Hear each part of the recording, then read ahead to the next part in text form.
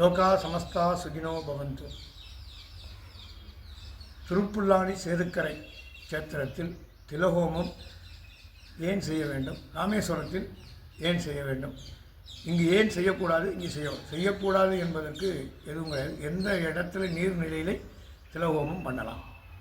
திருப்புல்லானி சேதுக்கரை பண்ண வேண்டியதுடைய முக்கியமான நோக்கம், ராமபிரான் தன் தந்தையாருக்கு தசரத சக்கரவர்த்திக்கு இந்த இடத்தில் தில தர்ப்பணம் செய்துட்டு போனதாக வரலாறு. ராமேஸ்வரத்தில் பிரம்மஹத்தி தோஷம், ராவணனை சம்ஹாரம் செய்ததால் பிரம்மஹத்தி தோஷம் ஏற்பட்டதால் ராமபிரான் ராமேஸ்வரத்தில் பிரம்மஹத்தி தோஷம் இருக்கக்கூடாது என்பதற்காக அக்னி கடற்கரையிலே இந்த தில தர்ப்பணம் பண்ணதாக ஐதீகம். இந்த அக்னி தீர்த்த கடற்கரையிலே ராமேஸ்வரத்திலையும் திருப்புல்லானி சேத்திரம் சேதுக்கரையில் உள்ள தீர்த்தம் ரத்னாகர தீரம் என்று சொல்லக்கூடிய இந்த தலத்திலே ராமபிரான் பண்ணதனால் விசேஷம்.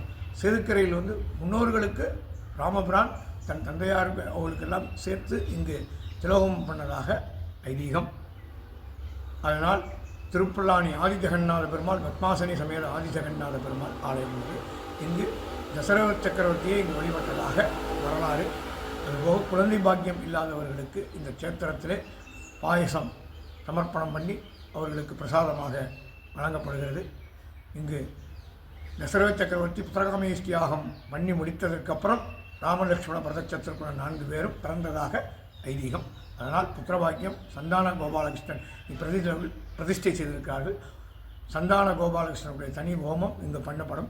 அதேபோன்று குழந்தை பாக்கியம் இல்லாதவர்களுக்கும் இந்த இடத்தில் பண்ணப்படும். திருமணமாகாதவர்களுக்கு விரைவில் திருமணமாக வேண்டும் என்பதற்காக இங்கு சர்ப்பசாந்தி மற்றும் சிறப்பு திலோகமும் செய்து வரப்படும்.